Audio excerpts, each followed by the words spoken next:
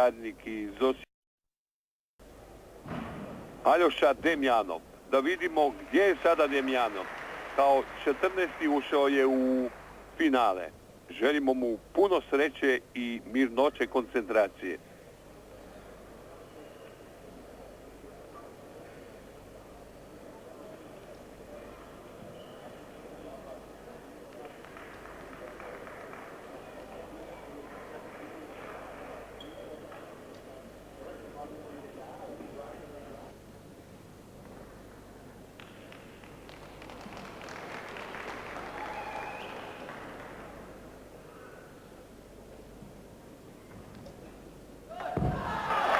I opet pljesak na otvorenoj sceni. Demjanov je pravi majstor za karike. Samo za 12 tisućinki izmaklo mu je finale na svjetskom prvenstvu u Portoriku. On je i pobjednik univerzijade u Fukuoki. Zadovoljan je